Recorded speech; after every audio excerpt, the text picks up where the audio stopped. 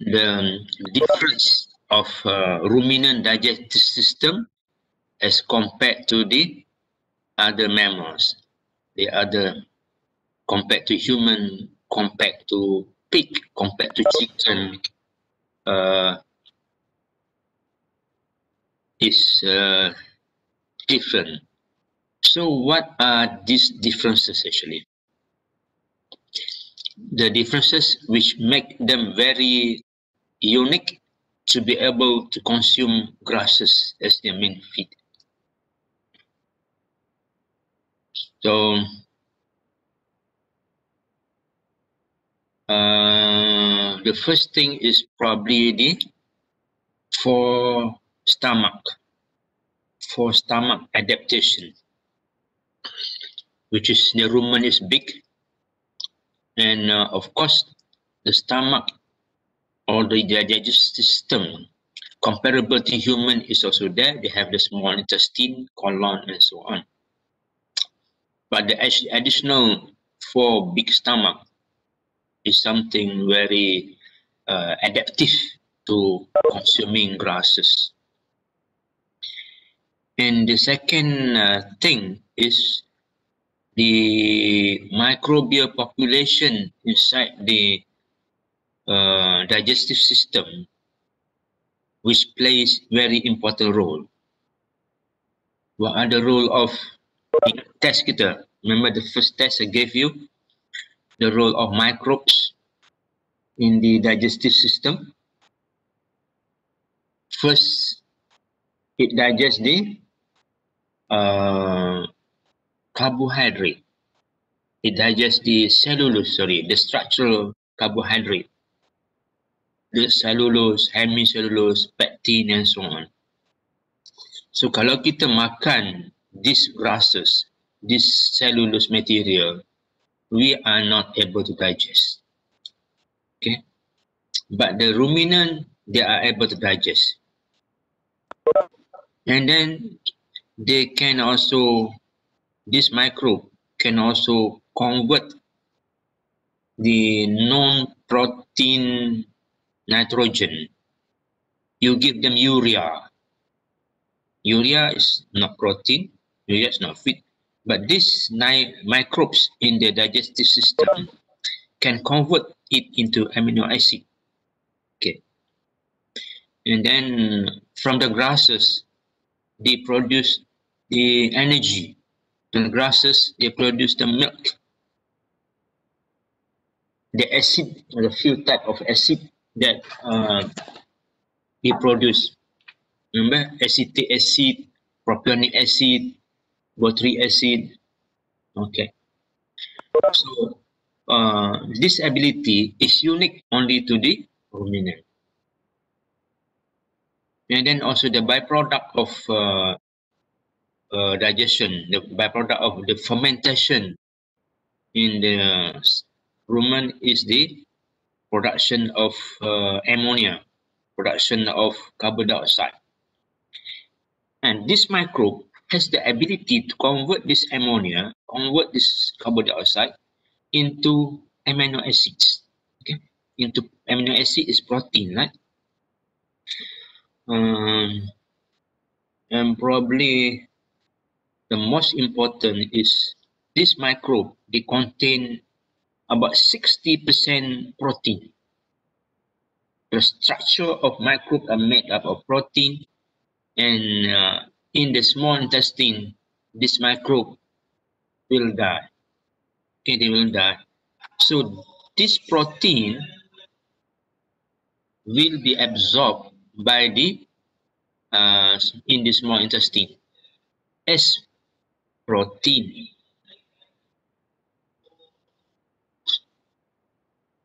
Disturbance sekejap, eh?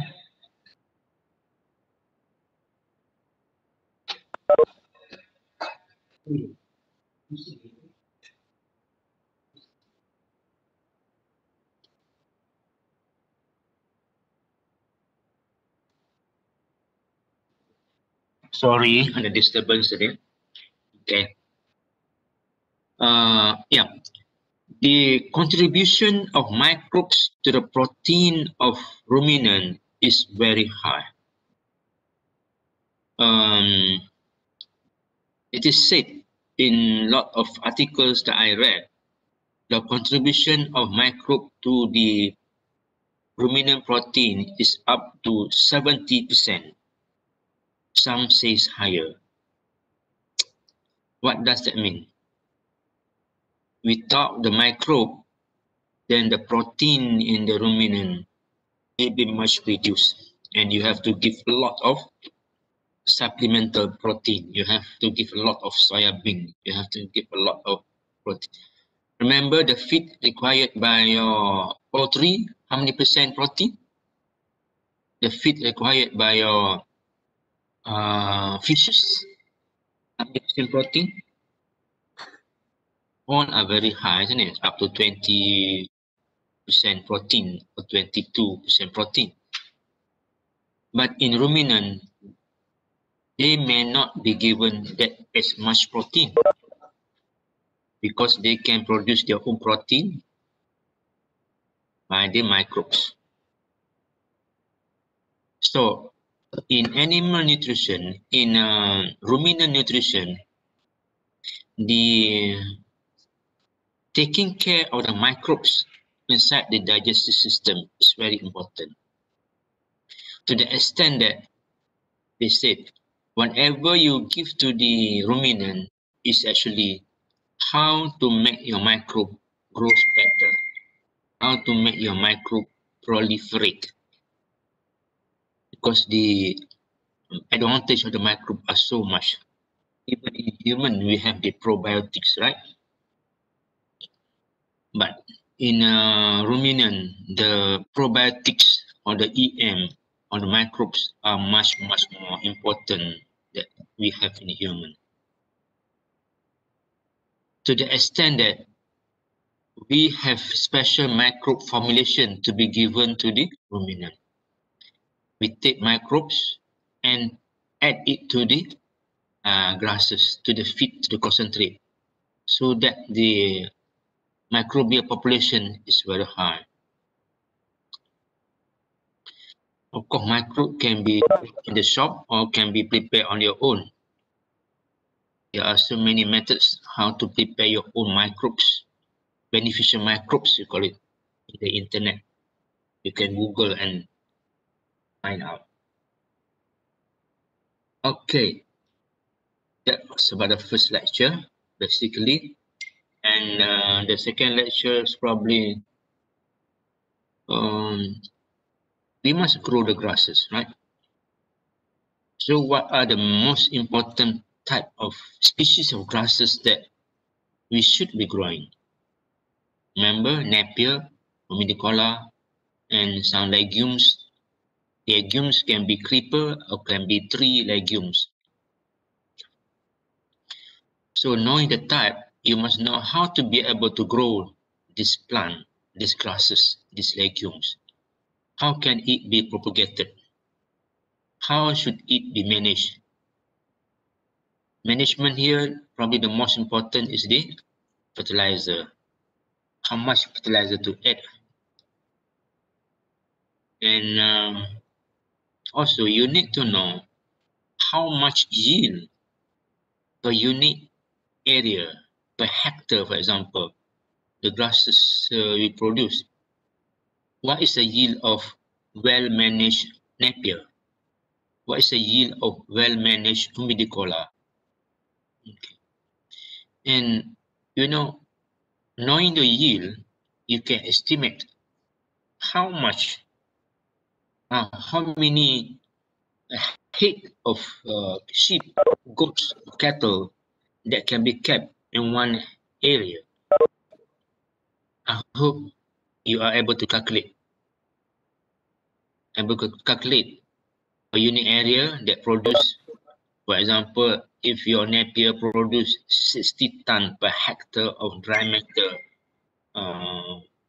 per year. So knowing the consumption of animal, if you give solid grass, you might need 3% body weight. But if you give concentrate, probably you'll be giving only about 2% of the body weight. but that the quantity of feed to be given depend on the animal condition, animal physiology. For a breeding animal, they require slightly less, but for a lactating animal or growing up animal or fattening animal, you need much more than 3%. Maybe you need as high as 5% body weight. So all this you should be able to remember by heart. Later on when you work, the manager will expect you to know this at your fingertip. Okay, what are the most important fertilizer to give to your grasses? Grasses, if you compare to other crops, they only yield stem and leaf. Okay, other crops, for example, fruit trees, yield a durian fruit. The banana, it produces the banana fruit. So in pumpkin, labu, it produces the fruits. So in grasses, there is no fruits. So the single most important nutrient is actually nitrogen.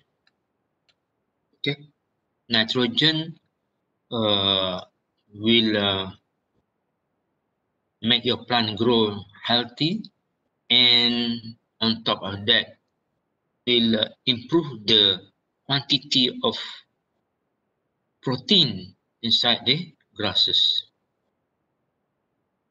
Of course, calcium is also important because ruminant need a lot of calcium and phosphorus. But I don't say that the other nutrients are not important. Potassium, phosphorus are also important. All the trace element, zinc, copper, boron, molybdenum, selenium, and so on are also important. I'm just telling that nitrogen is very important, such that some entrepreneur or some farmer, they just give nitrogen to their grasses. You know what is the most common nitrogen source of fertilizer? Urea. Okay, urea. Urea is the most common, and it contains very high nitrogen. It's also quite cheap relative to the content of nitrogen. Okay. And you must also know what affect the quality of your grasses. Which part of the plant contain the most nitrogen, for example? Which part of the plant can be more easily digested than the other parts? So you know the leaf is the most liked by the animal because it can be easily digested and contain high nitrogen. And then what happens when the plants grow older? For example, Napier or Humidicola, as it grows older, the stem may be longer, the stem may be harder, more difficult to digest. So when you want to give the best grass to your animal, you should be able to know which part or at what age of the grasses is the best for the ruminant. Of course, you must remember the fiber requirement of ruminant. Yeah, the fiber is meant for the microbes, and the microbes they produce the protein. Okay.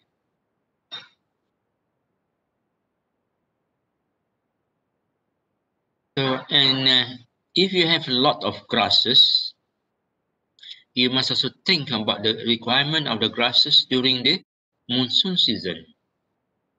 Remember, last 2 weeks, I mentioned that She do a lot of silage for her buffaloes to given during the flood season. And you know that this year flood is so bad.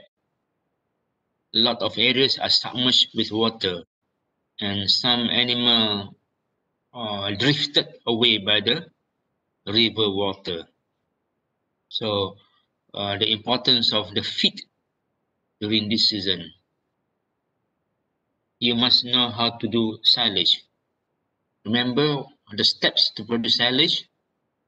You must chop it, put into container, airtight container, because silage is basically an aerobic fermentation process. And do you know the quality of silage? What happens if the silage is no good? What are the symptoms, the sign, the smell, the color of bad silage? It's very unfortunate. I cannot show you how to make silage, but I'm not sure.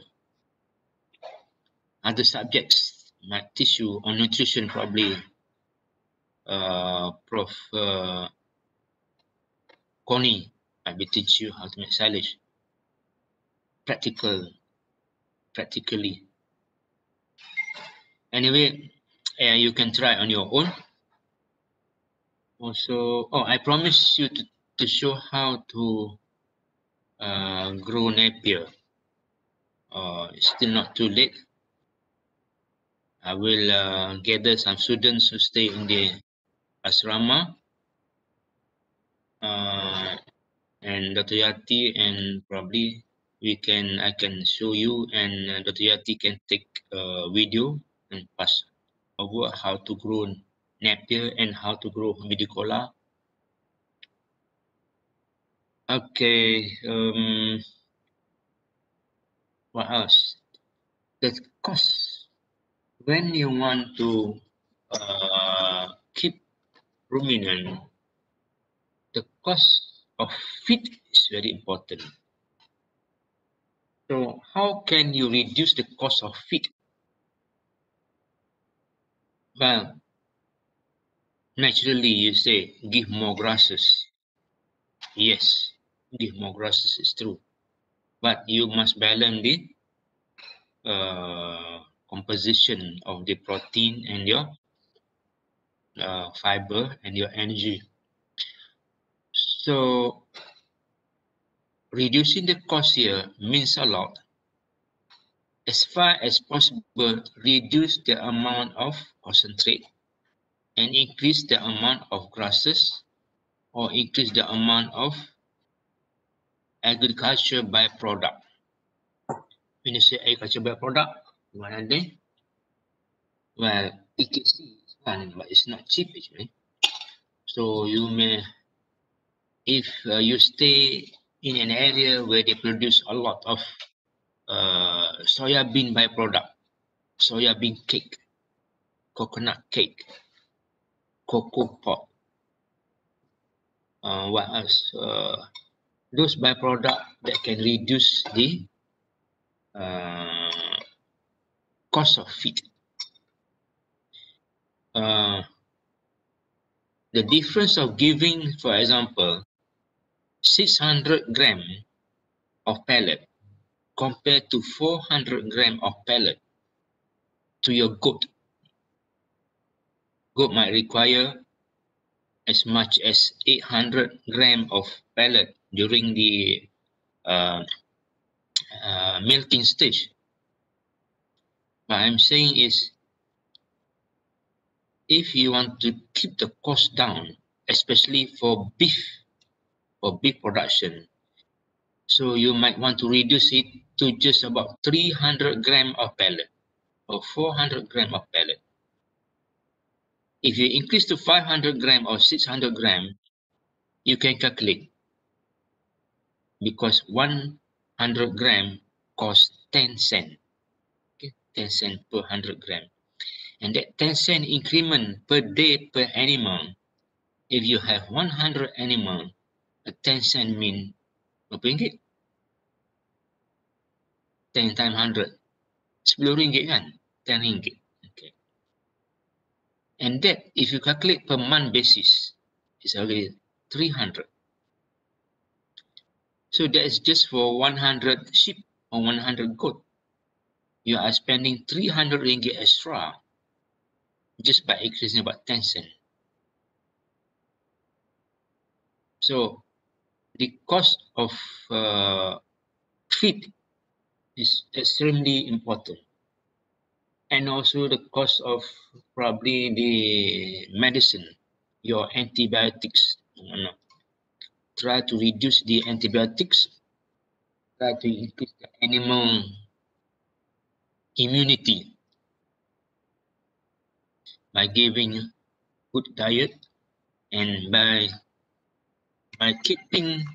understanding the animal behavior. Don't cause unnecessary stress to the animal. Don't chase them around. Don't kick. You go to the farm, the goat don't listen to what you say, so just kick the goat. Don't add additional stress to the goat.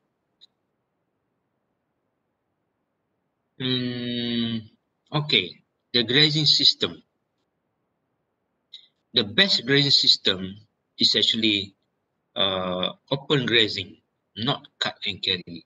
In cut and carry system, the labor cost to cut and to bring back the grasses to your kandang can be costly. So the best is you have big area and let it graze freely. But of course, you must bring back the goat in the evening back to the kandang, and there is a system there. You might need a dog. You might need the sound system. You might need somebody to go after the goat to chase them back to your kandang. But anyway, that's the cheapest. But you need big area. But for small holders, part-time or small holders, probably you can go on cut and carry system. Of course, that is very intensive. So the management of cut and carry system, the management of grasses in grazing system, in cut and carry system, is not the same. Okay, grazing system and cut and carry system are different, especially in terms of fertilizer, in terms of stocking rate, in terms of grazing pressure that you want to give the grasses there. So this you must also know. And what else? Integration on the plantation crop. This is also very important because we have a lot of oil palm, we have a lot of rubber, we have a lot of coconut and cocoa. Coconut now is very expensive, so people are growing coconut, and even in low fertility soil, like in the soil in Terengganu, Kelantan, and Pahang, we have a lot of breeze soil. And in Sabah also, in Sarawak also, there's a lot of breeze soil. So breeze soil are very poor soil, so they started to grow coconut on breeze soil. And of course, the underground on the coconut, there are a lot of grasses. So here, the integration of plantation crop with ruminant is a very good business. Save your time, save your area. Of course, it's more of grazing system. Let go the animal. But probably additional grasses need to be given, or additional feed need to be given as well. But still, in long run, it saves a lot of cost.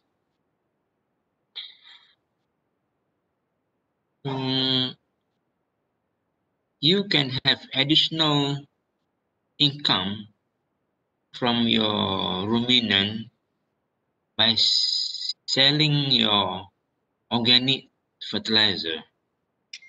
The amount of dung produced by cow or goat is tremendously lot. It's a lot. And that if you process it, you can sell it quite good price. Okay. And of course, in Islam Sharia, selling the tinja as it is haram. We cannot sell najis. Selling najis is haram. Tahi lembu, tahi kambing najis. Ikut mazhab Syafi'i lah. Kalau mazhab lain, ada yang kata kalau ternakan tu kita boleh makan dan tinja dia tu tak najis. Tapi Syafi'i mazhab kita, kalau kita jual tahi dan jual tahi najis, jual najis itu haram. Tetapi kita boleh jual baja. Apa beza najis dengan tahi kambing? Sorry, apa beza baja tahi kambing dengan tahi kambing fresh? So, once the dung are processed, you add some, for example, you add some kapur, okay, limestone. You add a bit of fertilizer. You dry it, and then you grind it and process it, sieve it, and pack it properly. Then it becomes fertilizer. It's no longer tahi kambing in the form that which cannot be sold. So a lot of income from there. Some people even sell silage. Put into containers, airtight containers, or put into plastic, airtight plastic. It is there are people who are selling that, and of course the planting material, the napier, sometimes people are selling it. Okay? These are additional income that you can make. What about the medicine for the ruminant? This is not my real scope, but probably you should know. There are some plants which have got some medicinal properties. Antiemetic, obat cacing. Okay. For example, crops like neem. Neem was has been still popular for obat cacing. Pokok sisik puyuh, pokok Gliricidia. Some of these plants have got some therapeutic effect, therapeutic or medicinal effect. Therapeutic here might be it can be a form of tonics to the animal. Medicinal means here animal feed with this plant, the worm cannot survive inside the intestine. Okay. And also in certain countries, they are using the homeopathic medicine for their ruminant. Because the cost of drug is very expensive, the cost of chemical is expensive, and the chemical has got side effect. You cannot slaughter the animal. You cannot extract the milk when given antibiotics. So giving homeopathy or giving herbals is okay. And I think I've covered a lot. You know what? You know this problem, acidosis. What causes acidosis? What is symptom of acidosis? It's diarrhea, okay? Diarrhea. I think you can recall from your other classes. The acidosis, the dung is very watery, for cattle, of course cattle dung is a bit watery, but for goat and sheep, it's not watery at all. It's pelleted. It's pelleted. It's granular. So when the goat dung is watery, that's a very bad sign of acidosis. So what causes acidosis? It's overfeeding with grains, overfeeding with jagung, overfeeding with PKC, okay, overfeeding with rice meal. So how to remedize, how to cure acidosis in a simple way? The simplest is stop giving all those grains, stop giving the mess, stop giving the pellet, and give them grasses. Okay, give them grasses, because the grains, the pellet can decrease the pH, make the stomach more acidic. So that acidic will kill the microbe, so it causes acidosis. So by giving back the grasses, then the pH of the stomach may be restored, and the microbe will survive again, and naturally the acidosis can be cured. Okay, any question? I've been talking for so long. Anybody want to talk? Apa ni? Siti Fatimah, Nurul Anissa, Najihah, Abdul Rahman. Siapa nak cakap?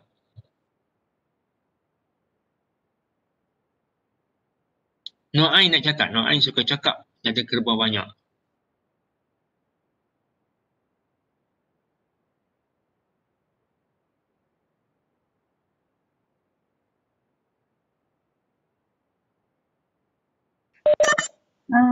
Doktor? Ya. Boleh tak kalau minggu ni curi sedikit masa untuk bagi peluang kepada yang ada di kampus untuk pergi field. Untuk ni lah, tengok pastura. Di Pasir Akar? Tak kisahlah Pasir Akar ke Tembila ke. Sebab boleh je. Bila tu doktor? Kena set satu tarikh ya.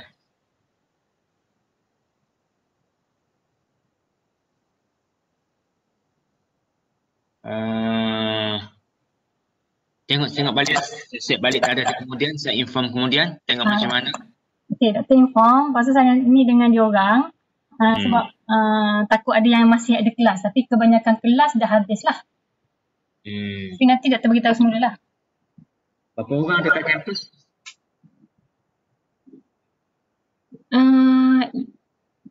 Yang setakat yang saya tahu itu 5 orang. Kalau tidak ada penambahan. Dah ramai doktor. Dah ramai hampir dekat 25. Doktor, hampir 25. Ramai lah. Sebab ada kemasukan sebelum PKPB tu kan, ada yang dalam 12 ke 13 orang. Tapi kena jaga SOP lah. Kena duduk 2 meter apart lah. So kalau gitu di Tembila je lah doktor kalau ramai sangat. Sebab kalau nak ke Pasir Akar, takut tak lepas untuk bas tu lah. Tak boleh naik bas. So di Tembila je lah, curi masa dalam sejam okey dah saya rasa. Untuk pergi field dan tunjuk. Okay, saya set balik. Kita pergi Tembila. Jalan kaki pergi Tembila. Jangan naik bas. Boleh belajar bawa traktor tak doktor? Belajar buat traktor. Siapa tanya ni? Faris. Sebab ni doktor, kalau SEM yang lepas senior diorang kita ajar plough tanah. So diorang teringin nak buat benda yang sama lah. Tak ada experience tu.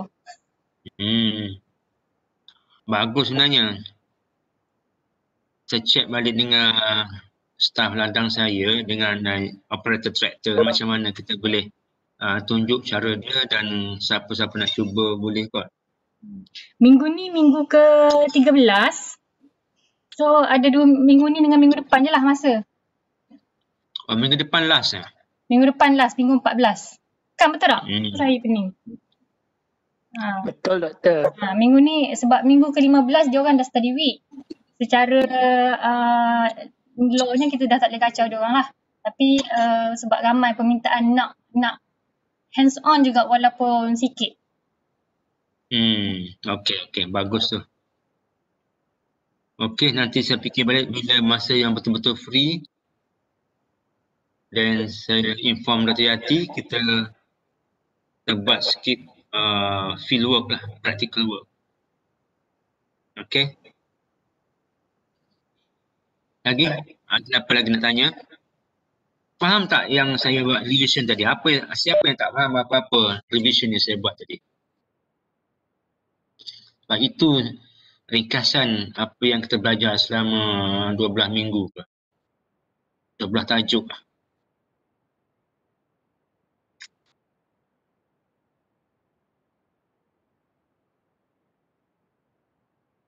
Apa ni? Siti Fatimah faham? Nampak sedap nak muka. Faham. Ha? Faham, saya faham. Okey, bagus. Yang lain? Faham kok, senang je. Saya cerita lebih kepada konsep dan cara nak buat.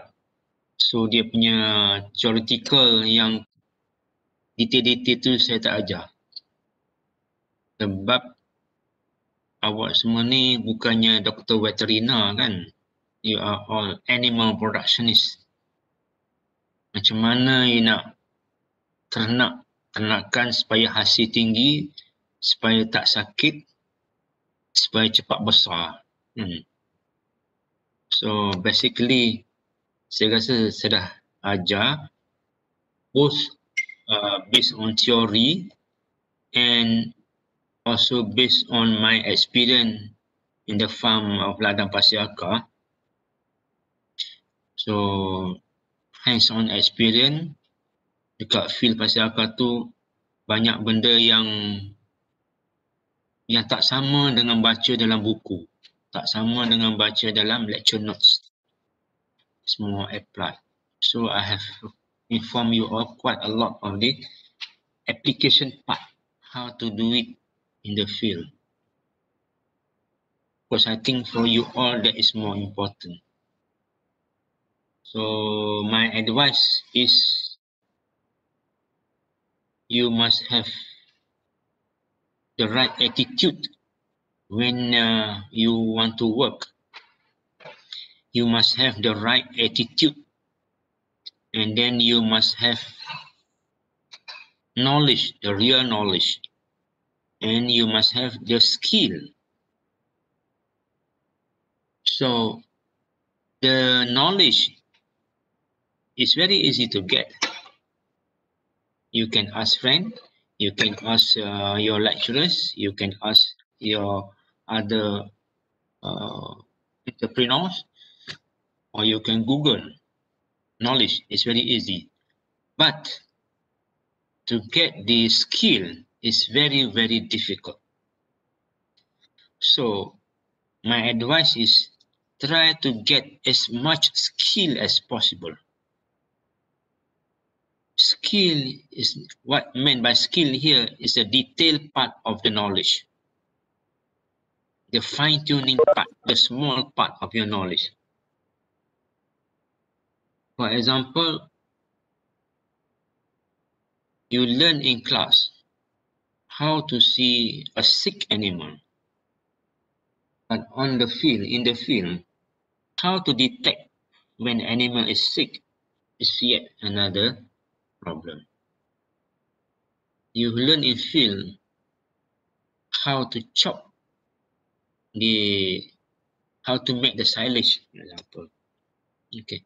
But in the field, how to make the silage, so that there is no spoilage. A lot of skill involved. So develop your skill. The attitude is also important. You must know I like to use the term adat, okay? Yang mana lebih beradat. Adat. Adat dengan orang tua, adat dengan bercakap, adat dengan mak bapak, adat dengan kawan-kawan. Try to differentiate it from hampir-hampir sama, the word biadab. So adat dengan biadab ni hampir sama, berakhlak dengan biadab sama. So have the right attitude to work toward your friend, attitude toward working, know your priority. You must set your priority right. Some people want to do so many things. Which one is a priority now? So set the priority right so that you give more focus on priority areas. Sometimes you have important things that should be given higher priority, but you fail to set the priority and do things which are less important. So that's wastage of time. So in keeping animals, you must know what are the priority areas. Okay. And of course, when dealing with workers, probably when you work, you will have to employ assistant or employ workers or your junior staff. So your attitude toward your workers, your junior staff, toward your work is very important. Get the right attitude. So attitude, knowledge, and skill. Okay. Good luck, everybody. Study well. Study well, study hard. The exam is quite tough because it's open book. You must understand the concept to be able to answer the question. And the revision I made today is mostly conceptual. Okay. Ada persoalan? Kalau tak ada, kita berhenti dulu. Bila pergi breakfast, saya tak breakfast lagi. Kalau jumpa saya tegur lah, saya tak ingat lah. Nama ni kenal kat sini, tapi student saya kenal lah. Yang saya jadi examiner tu, saya tahulah nama. Tapi yang lain saya tak kenal lah.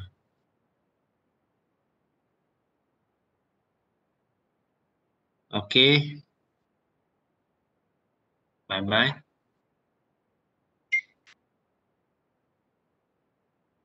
Terima kasih, Doktor. Doktor. Okay, sama.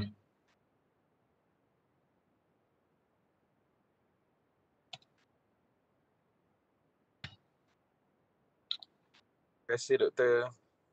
Sama.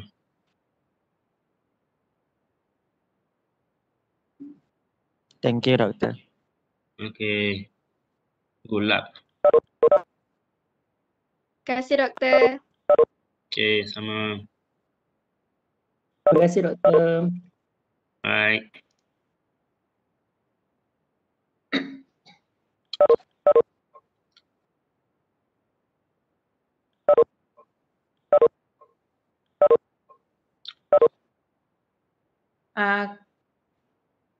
Kak Yati.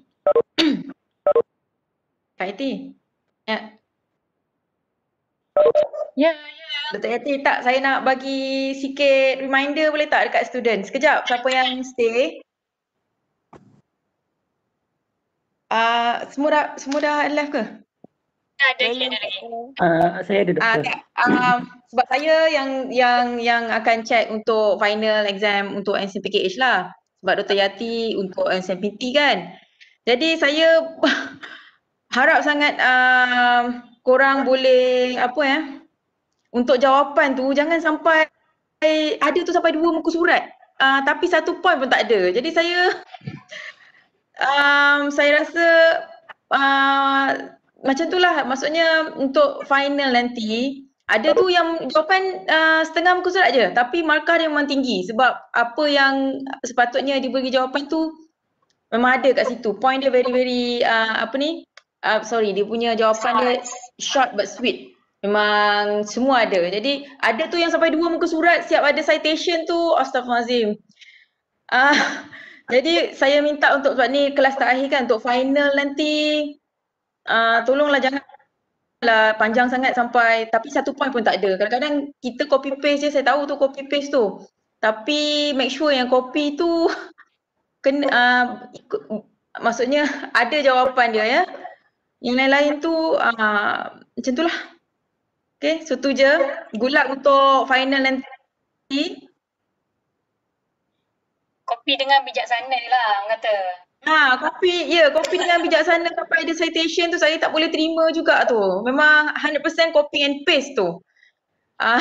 Geram juga sebenarnya. Tapi tak apalah untuk final, just buat yang terbaik lah. Good luck untuk korang, okay?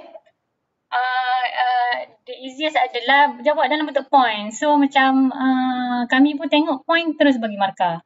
Betul. Kalau buat essay panjang-panjang macam cerpen tapi no point, penat lah. Tak ada point. Jadi saya kesian nak bagi markah pun saya tak boleh bagi markah sebab tak ada point. Tu je saya boleh cakap. So itulah untuk makluman untuk SNPKH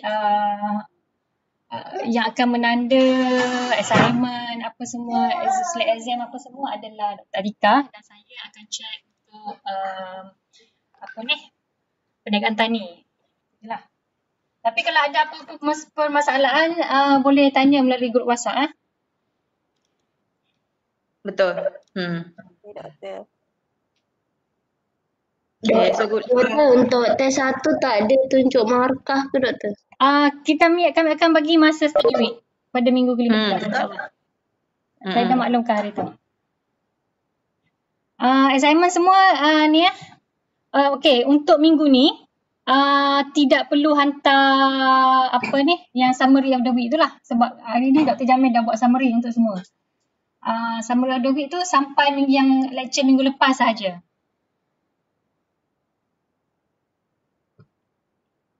Baik. Ada soalan lagi? Okay, kalau tak ada saya end meeting for all. Okay, all the best. Terima kasih. Assalamualaikum. Terima kasih doktor.